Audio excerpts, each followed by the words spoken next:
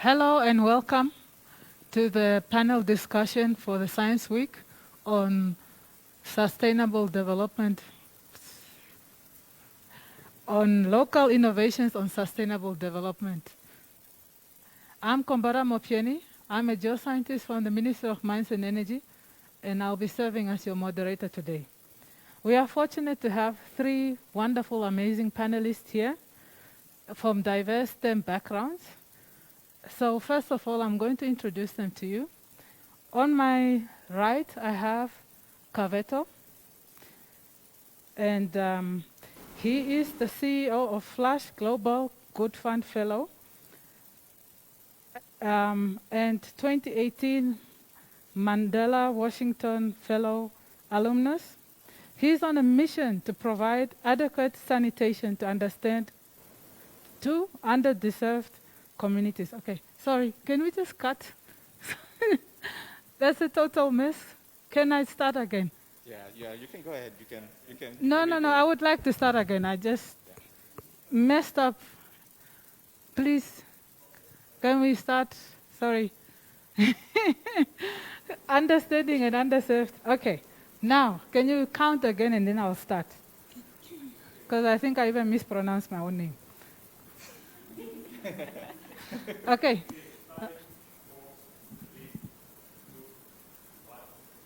Hello and welcome to the Science Week panel discussion on local innovations on sustainable development. I'm Kombada Mhopenjeni, a geoscientist from the Ministry of Mines and Energy, and I will serve as your moderator for this discussion today. We are fortunate to have three amazing panelists here from diverse STEM backgrounds, and I'm going to introduce the panelists to you. And I'm going to start with Beata Hauwanga. She's an electrical engineer at NamPower, and she's the co-founder of Aweh Doctor, the team that was the second runner-up at Startup Namibia's COVID-19 hackathon. She is also a board member of the National Youth Service, a very talented lady. And then we have Kaveto Tjatjara, the CEO of Flushh, a Global Good Fund Fellow, and also a Mandela Washington Fellow alumni. And he has a big mission. He's on a mission to provide adequate sanitation to underserved communities in Namibia. The Flushh team has been doing a lot of business, and they won the Total Startup of the Year award and represented Namibia in the Seedport Impact Accelerator in Washington. And by the way, they were the only African team that was represented at the event. Then we have Ndaudika Mulundileni. He's the Chief Executive Officer of MindsInAction, which he co-founded in 2017. He's also a fellow, as is Kaveto, of Mandela Washington Award. So that is our panel of wonderful, amazing innovators, local, bred, I hope. And today we are going to get a chance to dive deeper into sustainable innovations, and we are going to have lots of time for questions in the Q&A session. So our wonderful panelists, they are going to start by sharing their journey on how they got to be where they are today, and they're going to tell us more about their innovations and also the choices that they made to get to where they are. So I'm going to start with you, Kaveto. Yeah, thank you. Should I share a little bit about Yes. my journey? Tell us about your innovation and how you got, and why did you do it? Yeah, perfect. I think for a lot of entrepreneurs, there's always a call to action on their journey. And mine started in 2014. I was studying at the University of Cape Town and decided to travel to my home village in Chova, which is about 120 kilometers from Rundu. So I traveled from Cape Town all the way up to my home village where my grandmother was. I hadn't seen her for 10 years. And while I was there, the harsh realities of people, living in underserved communities really hit me. I saw my grandmother walk more than 10 minutes for her to find a bush and a place for her to use as a toilet. That was the first call to action for me, where I saw that people are living in areas where they don't have access to a toilet. something that I took for granted for quite a long time. So that weekend, I decided not to eat any food because then I wouldn't have to use the toilet. I was there for 3 days. I held it in. And the Sunday, I traveled back to Rundu. And the first thing that I did was went to my aunt's house, and I finally got to use the toilet. That was the first sign. And later on during that year, I traveled to West Africa in Togo. And while I was there, the same problem that I encountered when I went to my grandmother's village, I saw the exact same problem in Togo. People were defecating out in the open and on the beach, and people didn't have access to toilets. And this, for me, was the call to action that I need to do something about it. And I firmly believe that business can be a force for good for society. So my background is in accounting and finance, and I try to use these analytical skills to solve this problem. Okay. Thank you. Thank you. And thank you. How about you, Beata? Hello, everyone. For me, let's say with our product or projects, they were basically motivated by the current pandemic that we are experiencing, COVID-19.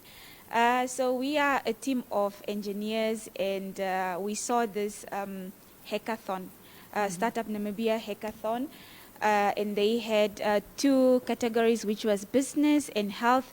And we were like looking at the health sector, our Namibian health sector, where we have about 85% of our people use public health, and then the other 15% obviously private health. We were like, what can we actually do to help in the fight against COVID-19?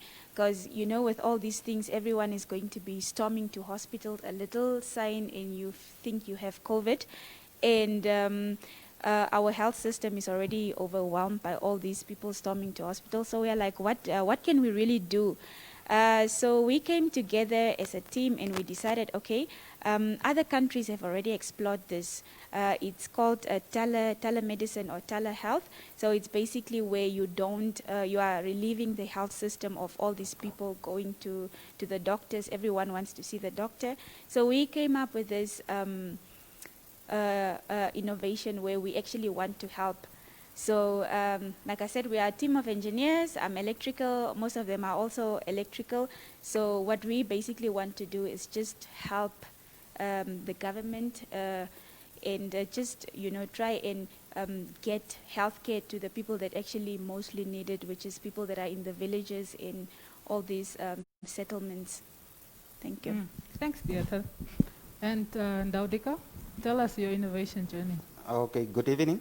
My name is Ndaudika Mulundileni. I'll just tell you a little bit about how I came to be involved in MindsInAction. It all started in grade 8. A friend of mine and I were very interested in science. We took part in science fair projects almost every year. Then I remember even my first travel to Windhoek was because I had to come here for a science fair. So even when I finished high school, I went to the university.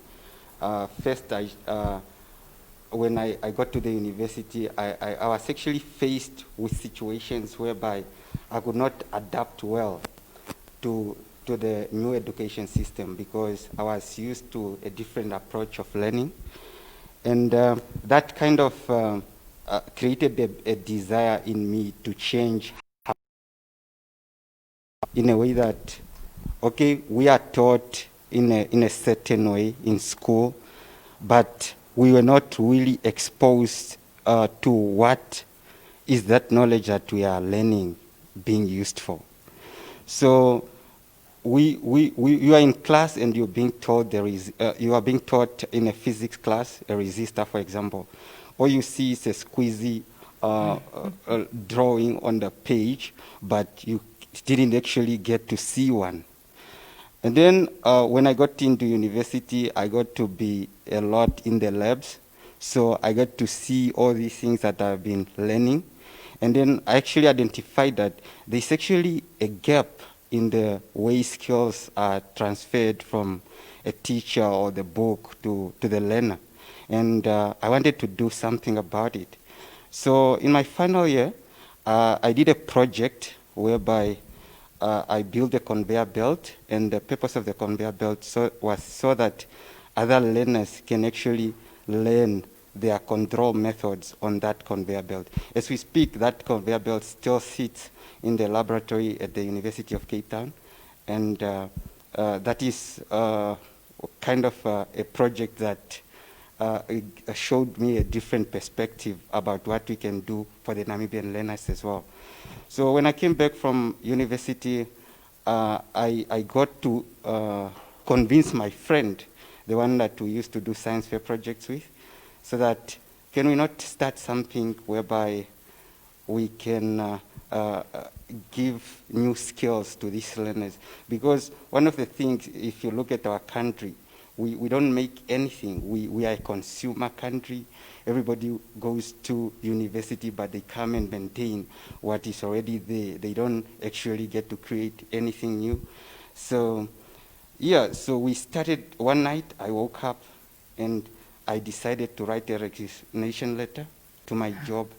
And then the next morning, I came up with a name, MindsInAction, and then we got to register it with Beata. And that was I was actually given 30 days to complete my duration for the work, and that was the last time I was ever employed. So that was in 2017. We have then since been trying to come up with a course content that we think that is relevant, that we think answers the questions that we have. Yes. That is a very interesting journey. Now, tell me, when you left your workplace, you've never regretted, looked back? Actually, it was the best decision I've ever made in my life, because before then, I'll go to work at 8 o'clock and leave at 5, which was, in a way, I could not learn anything new apart from what I was doing at work. But then ever since I've left and concentrated on the business, I've actually been able to meet people from all walks of life. I've been able to expand my perspective in a way that I could never have imagined. Oh, that's great. And before I move on to the other panelists, I have a question for you. Why robotics? Yes, why robotics? If you look at the current world, we are in the 21st century. Science forms the basic foundation of every innovation or every way that we do things in our society. If you have to use your cell phone, if you have to go to work, if you have to communicate, you have to use science. But then who is making those mediums of communication, those modes of transport? We are importing them from elsewhere and use them in our environment. So robotics is just part of what we're doing, but what we're doing is really the foundations of science. We want to instill the principles of science in the learners at a young age. So because if you expose learners to something, it's not the same as you are teaching them something in the class. Exposure is like, probably if you can think about a blind person and they hear about a color, a certain color, but they have never seen it. Believe me, when they will get to see that color one day, the realization will be beyond what you can explain. Yes. That's a good one. Kaveto, I also have some curiosity. You mentioned that you have a background in finance and accounting. So you totally turned around and went into innovating toilets, but also why toilets? Yeah, I think for most entrepreneurs, we like to start at the solution. You know, people just want to start something fancy, create a new app, or something like that. But in my case, it's really starting at the problem. The problem that I wanted to solve first was my grandmother having a toilet on her own, you know, in her own household. So when I started solving the problem for my grandmother, I realized in Namibia there's over 50% of the population practices open defecation. There are thousands of other people just like my grandmother. So entrepreneurship, I really like this definition, is the pursuit of an opportunity beyond resources controlled.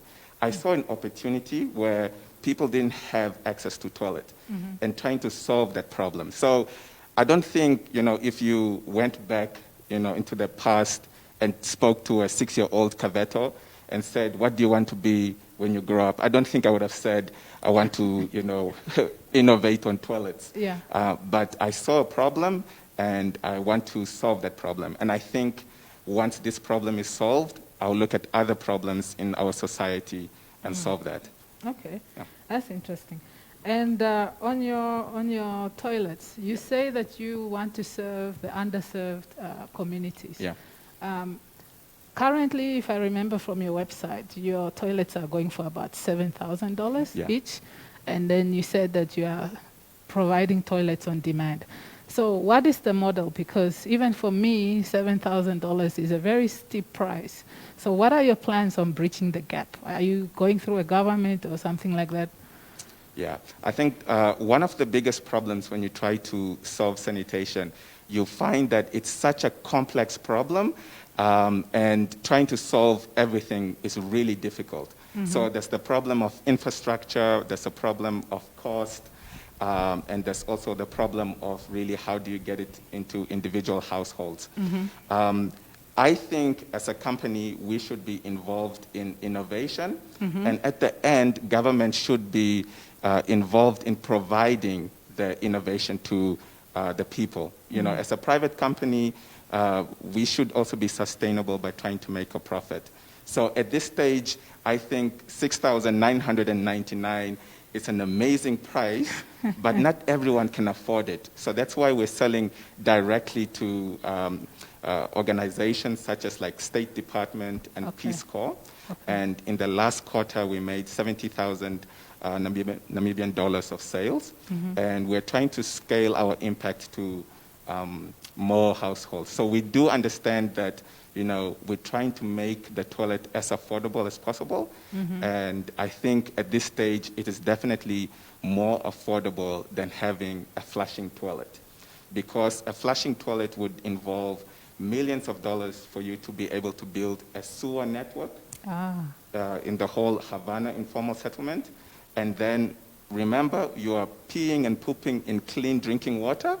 And what we do is we spend millions of dollars to buy chemicals, generally from Germany and France, to clean that water, and then we drink it again, or we poop in it. So I think for $6,999, it's definitely a price that many governments or organizations can afford to provide for their people. Yeah.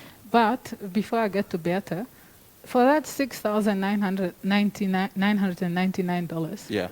I have to collect the stuff No, twice not at all. Or how does it work? Tell us, Yeah. how does it work? We will be like, our aim really at Flushh is to build a toilet experience that everyone would enjoy. Oh. So one of the things is it's like Uber for poop, all you have to do is use the toilet like a normal person would use a toilet, and we would provide the maintenance. So that's also one of the things that municipalities struggle with, is the maintenance. So you have on-demand maintenance with Flushh, and on a bi-weekly basis, we collect the human resources, we transport it to a treatment facility, and we transform the human waste into a resource such as briquettes or fertilizer. So it's a whole circular model that we're working on, zero waste. So think of it as Uber for poop. Right now, we're just piloting in a way that the household can use WhatsApp to request like maintenance and stuff. So it's a lot of hard work, but we're trying. Okay. So, Beata, COVID has disrupted a lot of things, especially the progress towards SDGs. Now, your specialty is in medical solutions. How do you think your innovations can mitigate the impact of COVID? As I indicated before, with the whole COVID thing, because the anthem was basically social distance. So with the product that we came up with, which is now the telehealth, that actually it breaches that. So it takes out the social distancing thing is completely out. So just to give like an overview of how we actually envision this is, you sit at your house and you need, let's say, medical help. So you, instead of having to go and queue up, because especially during COVID, the lines and everything was just long.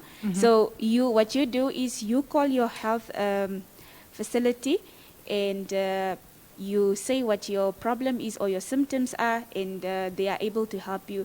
So with this also you have to look at legal implications and all these things. What can doctors actually, like prescribe over the phone, because you haven't seen the patient and all these things. So we did our research, and we also found that the Commonwealth, Namibia is part of the Commonwealth countries. They have actually allowed some medication that doctors can actually prescribe over the phone, so you don't have to actually be there to get that prescription. And another thing with our innovation is that what we wanted to do is also cut on costs, because you see, like for example, you still have to travel like a long distance to get to the hospital, and then you still have to line up and everything. So to also cut that cost, that is where the health centers come in. So you set up a health center, let's say in the middle of Havana, and people come there. You have a nurse station there, and then you have it's basically a call center, and the nurse can take your vitals while you speak to the doctor. Or if you are just there you just need your prescription to be refilled. For example, people that take high blood pressure medication, it's basically, instead of going to the hospital, now you have to line up, or hospital pharmacy, you basically just get your medication there. So if you look at all these, it actually cuts out these things, traveling cost, and with COVID-19, no one wants to move, so it's basically it's a win-win situation. And our main thing was, because we always have to say this, no, the government, what is the government doing? So we were like, okay, can we not step in and help the government? Because if other governments are implementing this, why can we not design the system, and then we see how we meet each other halfway with the government? Is it available to the public right now? No. At the moment, because we are in, let's say, our first phase of implementation and all that. So we are currently taking part in this Tech Expo. It's basically for young innovators and all these things. So they put you through, take you through how to actually market your product, how to go about starting your first phase. So they are helping us with everything, so website development and everything.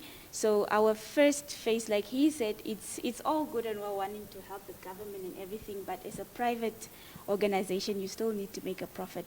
So we decided that for our first phase, it would be good if we explore the private sector first, because the whole thing is there, but then how do you actually like get it into the government? You know, government processes take some time, but the main aim, the bigger picture is actually for the whole thing to work for the government. So at the moment, we are trying to move it into the private sector. Yes. So do you think that this COVID situation, apart from this opportunity to make your telemedicine, do you think the COVID situation will provide opportunities in the future to expand on your innovations? For example, I'm talking to all of you, especially the sanitation. It has highlighted the need to wash hands, and people have realized the need for remote services. And I don't know now, robotics, maybe automation of COVID results or something. But I mean, COVID has been a problem, but I think it's also providing opportunities for new ways of thinking. So what are your thoughts on that? So maybe I start with you, Ndaudika. Okay. Yeah, it's good that you brought that up. It's like COVID-19 has really brought in new opportunities, and it also has opened people's eyes in how things can be done differently. I would say this in terms of the education sector. Before COVID, there was a lot of struggle with online learning, for example. So the platforms, the online learning platforms were not adequate. Like I see now most schools have are trying to do online learning whereby it's through video. So the learners will sit in front of a computer at home, and then they will listen to their teacher on the other side of the end. But then this has led to one of an idea for Minds in Action, to say that we need to create an app that can actually allow learning.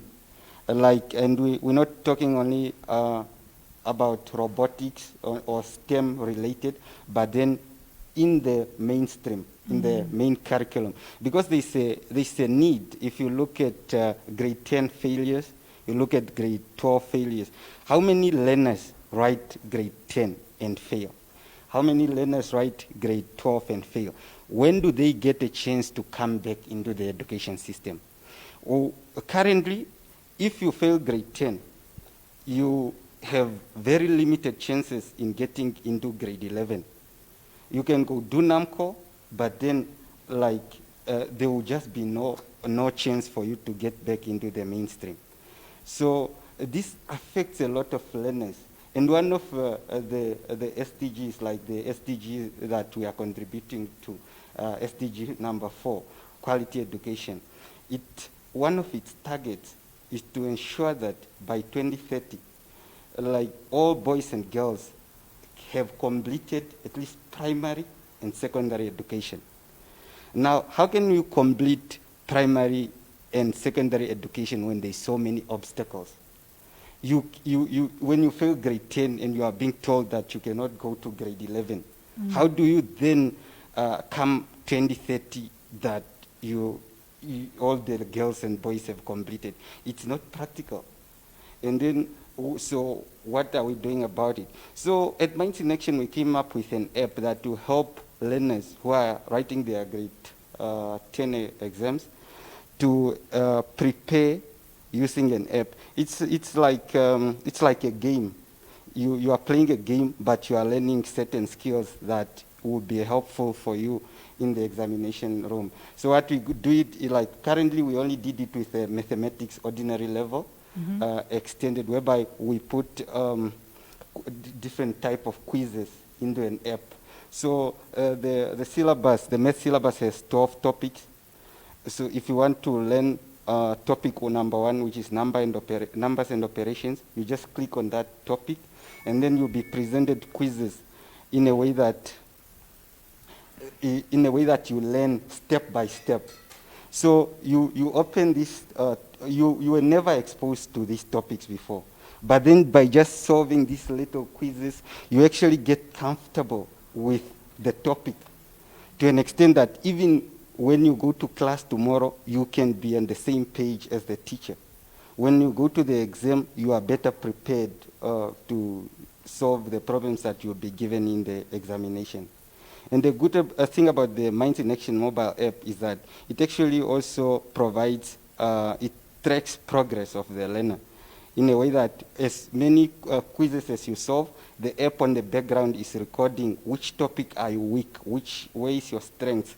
And then in that way, when you get to practice, it will present you with questions that are from the topics that you are a little bit weak. But this is for a smartphone. So Yes. you're already creating a divide. So do you have a plan for these people who don't have smartphones or the people who don't have phones at all? Okay, first of all, you'll be surprised about how many learners actually have smartphones. Yes, and then unfortunately, currently the app is only suitable for a smartphone. And then I have also investigated that a lot of learners actually have smartphones.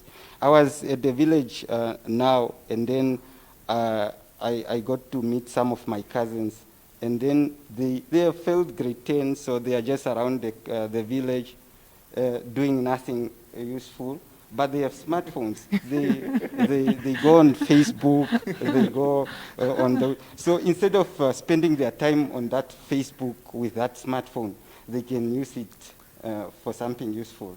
Mm. Yeah. Fair enough. And Kaveto, do you think this COVID has provided an opportunity? I mean, we all had to wash our hands. I mean, they even made songs to help you wash your hands. Is it for 20 seconds? And I mean, no one wants to be flushing, I mean, using the toilet without sanitation and things. So, Yeah, I think COVID-19 has really shown us the importance of hygiene and sanitation for human health. And it has also exposed the poor job that the Namibian government has done to provide adequate sanitation and hygiene for its people, you know. We've spoken to over 2,000 people when we started with our project. And it's really sad that if you go back in 1990, you know, people were promised, you know, service, land, housing, and toilets. And 30 years later, still after independence, people still don't have a safe place for them to go to the toilet. One of the ladies that we did our pilot project in actually spoke about, you know, some of the safety issues for her to actually walk to use a toilet at night.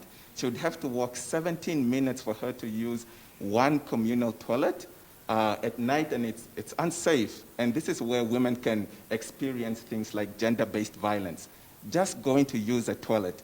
And we have tried to solve that by actually building a toilet that can be directly in her own home. So it really has shown us that sanitation and hygiene is very important, and it's something that we've been sleeping on for quite a long time. But do you have plans to now, since you've identified all these problems, is there plans to capitalize on it and expand, maybe a connection with Ministry of Health or something?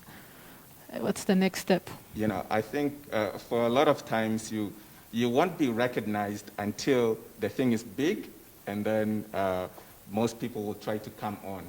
So I think for us, our job is to actually innovate and to prove that the solution actually works for the people. When people are using our product and they actually give us feedback that they love it, that for us is actually what matters the most. Once people see that, whether it's government or private institutions, once they see that people are using it, they love it, they're paying for it, then they can jump on. But we're not really, personally for me, I'm not in the business of trying to convince governments that this is an important problem. So I listen to what my grandmother and what our customers are telling me, and I try to solve those problems. Okay, interesting. I see that the audience has swelled up. Does anybody have any questions? The floor is open. Did I see a hand up? No?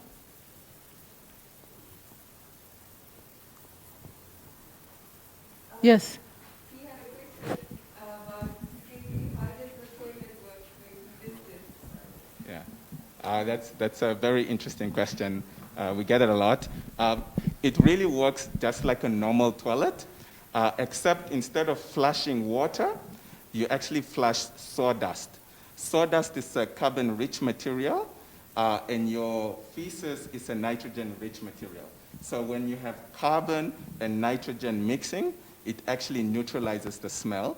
And when you flush, it goes into a composting chamber where decomposition happens.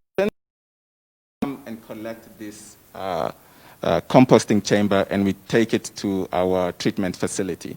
So basically, instead of flushing water, you just flush sawdust. And then, but okay, so how is it then maintained? Like if we, like you said, it's for people in the rural areas. Not only for them. Yeah. Oh, okay. But if I'm in the rural area and I need more sawdust, but I also need the toilet, what's the plan? Like, what is there a system in place? Yeah. So I mentioned earlier that, you know, really our aim is to build a toilet experience that people can really love to use. So it's not only for people in, let's say, informal settlements or just in rural areas. What we did last year is, with our second model, it was used by a friend of mine who is a chartered accountant at Deloitte, who was getting married and went to the village, and he ordered some of our toilets. So we also provide the maintenance for that. So even if you're having, for example, Kasi Vibe is something that's really attended by a lot of Gen Z people. You know, when you have our toilets over there and people see KV using a flush, you know, people then start saying, oh, if I live in Havana, I saw KV using one of those waterless toilets. It would also make them want to use it and not view it as an inferior product just for them. That everyone can use. And we have a water crisis in Namibia, which is a semi-desert country. Pooping and peeing in clean water will not be sustainable for 2 million people. It's just not possible. So we have to think of sustainable ways to solve this crisis. Yeah, there's a question over there. Yeah, so there's a big problem that Namibia is also facing, which is bush encroachment. So we source the sawdust from some of our local partners, which is NBIG, and also from some of the Hauwanga wood covers over there, and we take the sawdust. So it's resources that is readily available in Namibia. Yeah, and as I mentioned, you know, it's sort of like we are providing not only the toilet, because that's the easy part. Remember, when you buy your iPhone, you know, the thing itself is actually the easy part, but they make more money by selling you the software and trying to do like the upgrades. So I think for us, the key thing that we're trying to innovate on is how do we provide this to people in a sustainable manner? So the service part, the maintenance, and making sure that people have a great toilet experience. The MindsInAction, right? Yes. I just wanted to know what is your target group with the robotics, and how is the response since you started until now? Okay. So the target group is from grade 5 to 12 currently. We have 13 modules that the learner can start from. So the grade 5s, they attend here at the Goethe Institute. We have probably run for 6 semesters now, trimesters. So the learner attends for 8 workshops in a trimester. And then, so for the first module is called Lego Robotics.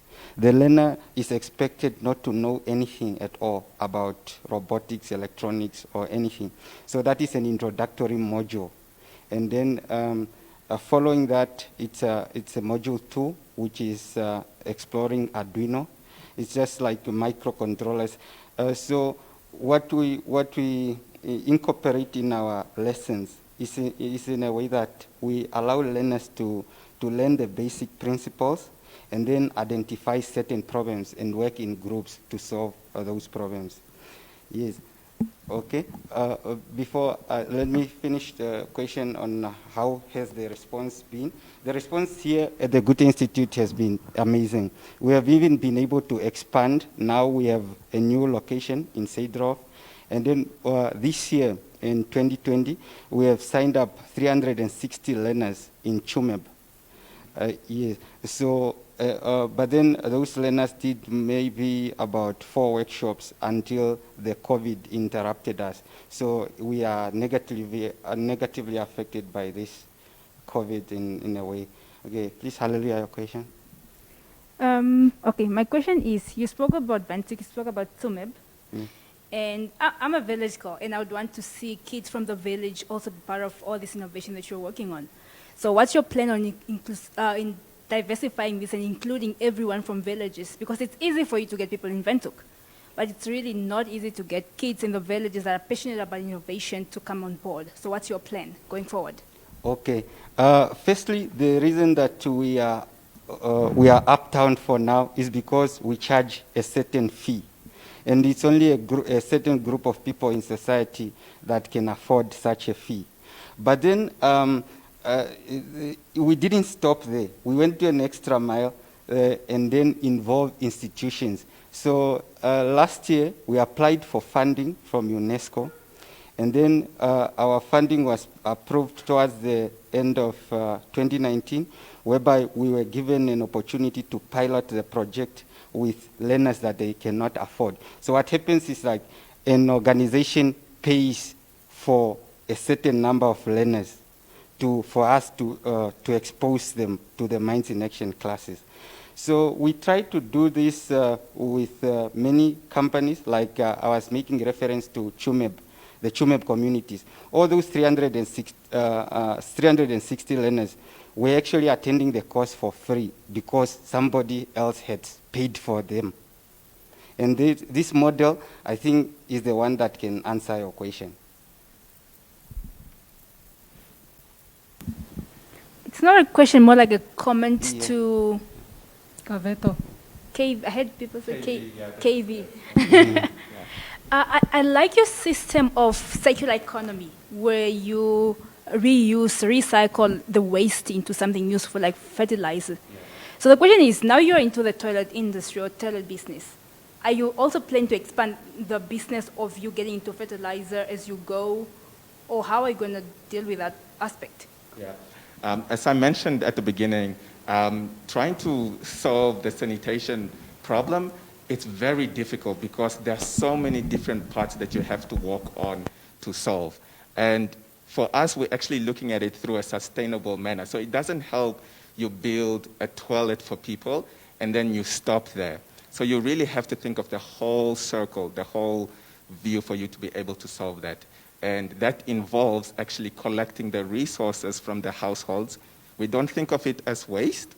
We think of it as a resource that you can actually collect and transform into an added value product. You know, there are pilots, for example, in Kenya, where they have turned human resources into fertilizer or even chicken feed, you know, or briquettes. So these are also, you know, things that you can use to sell back to people in the community.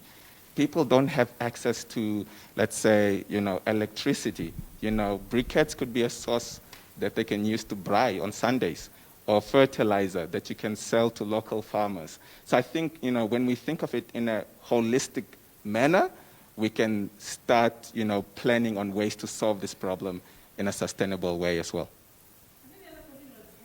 I don't think this works. Okay, have you started with fertilizer production? Because I would love to see how that goes, and I'm sure everyone would want to see how that goes. Yeah, what we have actually just started with is we've just removed the resources, and we've started with just, you know, having the process of it turning into manure. So you could come over. Our office is at Bokamoso, Unit B2. You can ask for the toilet guys, and you can have a look at the whole process. You feel free to use it. So there's sawdust over there. A lot of people want to also see how that looks like, how it feels. So you could have a look at the whole process for us. I prepared a little bit of a presentation for people to actually see it. You know, this is not an idea. It's actually a real product that people are using at the moment. So everyone is happy to, you know, feel free to come have a look. I think City of Windhoek does the same process where they try to recycle or to reuse waste or resources, like you call it. Any plans on collaborating with them to make it more of a huge fertilizer production instead of just focusing on getting what you get from people that you serve? Yeah, we in September we had a chat with the sewage disposal department at the city of Windhoek. To our surprise, they didn't know. So we are in the process of actually trying to see if we can work together and actually scale it. Because one of the biggest things that's really important about solving the sanitation problem is scale. It really doesn't help if only 10 or 20 households have access to this thing. You know, it works much better when it's a system at scale. And for a small company like ours, we're just about 5 people working full-time for it. We need partnerships as well to be able to reach that point. Yeah, but yeah, so we are, you know, we've sent a few emails out, and we are in the process to see if they can help us scale. We have time for one more question before we have to wrap up. Is there any more questions?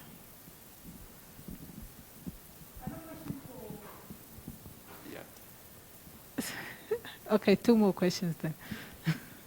Okay, so you're looking at being an independent distributor of medication where you're trying to give it to people instead of them going to pharmacies or going to seeing doctors and nurses, right?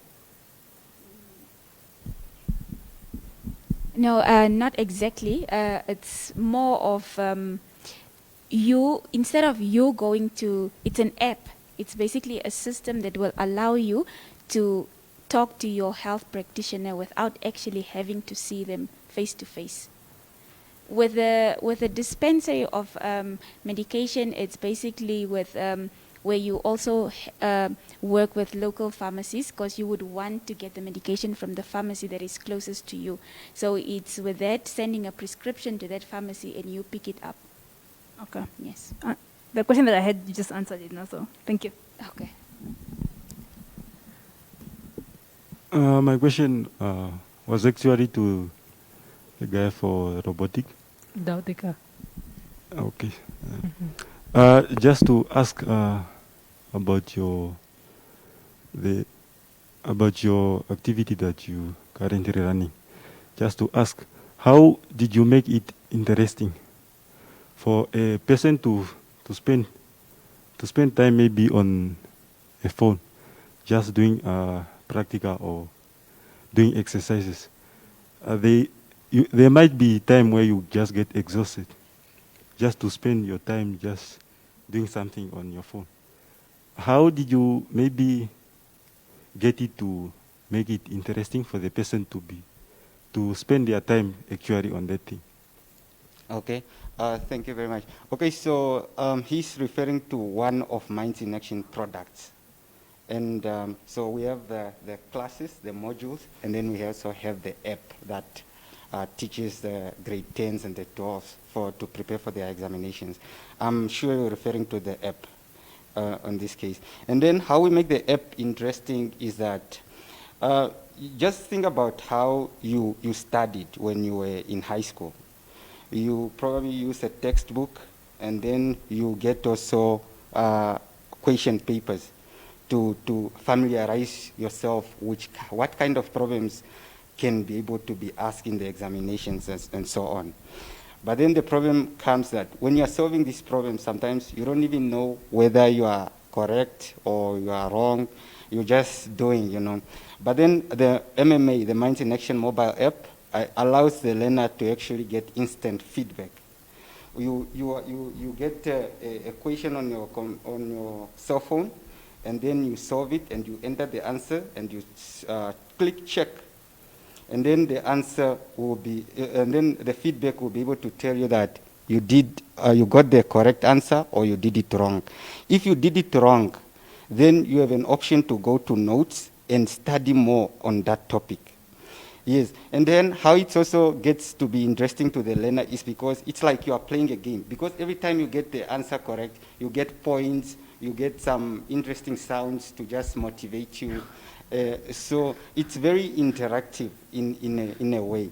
And because the thing is that, like, as a learner, you don't really have an excuse to be bored because you have an exam to prepare for.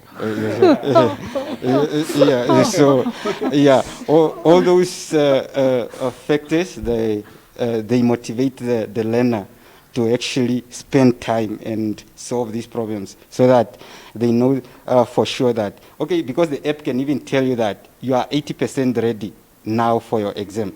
So if you go to the exam room and then and then you'll be surprised by your mark. I don't know, yeah, but it gets interesting, yes. Unfortunately, we don't have time for any more questions. I think I would like to close up and thank you very much. And I think after we are done, you still have time to discuss with the panelists one-on-one on your burning questions. I see that there's some popping up now. So last round, do you guys have any last words to say to potential future wannabe innovators like any words of advice. 30 seconds each, please. So I start with you, Beata. Thank you. The time was actually very short. Hey, I didn't even get to my app also, but it's fine. Yeah, we also have an app with all this COVID-19 going on, but yeah. Anyways, so my message would just be if, especially in the times that we are living in, we identify so many opportunities, but then you're just like, maybe someone else is already doing it, or you come up with something and then you see someone else has done it, and then you're like, no, I can't do it because that person is already. But if we look at the market, there are so many things. It's like a shop. You have ShopRite, you have Checkers. They are doing exactly the same thing. So there's no need to actually be discouraged in saying that maybe someone else has done it or someone else is doing it. So just go for it. And you don't lose anything by going out there looking for funding or something like that. Just you go there. If you don't get it right, or if they say yes or no, it still doesn't basically affect anything. You keep pushing and you just believe in yourself, basically. Okay. And Ndaudika, 30 seconds, please. Okay. Okay, you have 30 seconds. So I think the best thing, like I would like to say, is that like we should look at what we want to achieve in the SDGs, because there's some blocks and there are some things that are not clear, because 2030 is just in 10 years or 9 years' time. And then you are seeing all these targets, but you didn't really think carefully about them. I think something must be done. I think as a country, we should go an extra mile if we are to solve any, or if we are to meet any of these targets. Okay. KV? Yeah, I think the advice I would say is something that I would tell myself. It's really focus on a problem, build something that people want, and big things can happen. Okay. Thank you. Thank you very much. Thank you, everyone, for taking part. Thank you very much for helping me out, for taking part in this panel discussion, and thank you for taking your time to coming around. So I'm holding in my hands products that are available here at the Goethe Institute. So this has been a great and fascinating Science Week. Usually we do it live with the kids, but there's some science packs available, and there are films that are being aired at the Scientific Society and the Swakopmund Scientific Society. And on the Goethe YouTube channel, we also have some great science experiments films airing, so please go and check them out. And once again, thank you very much to thank you so much for having us. Yes, you're welcome. To the panelists, and for sharing your stories of how you got to where you are. And thank you for the audience on coming here at night to listen to this nice panel discussion. And to those of you who are online, click and like us and check the links, check the resources, and come and borrow this. So thank you very much.